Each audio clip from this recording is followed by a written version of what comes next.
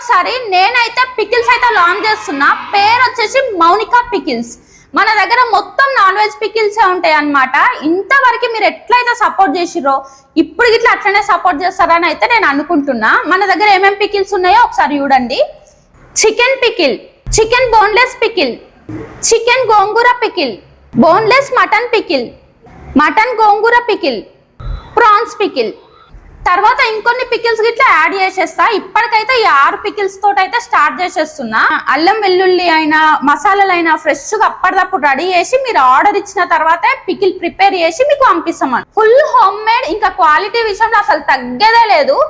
100% taste కి అయితే నేను గ్యారంటీ.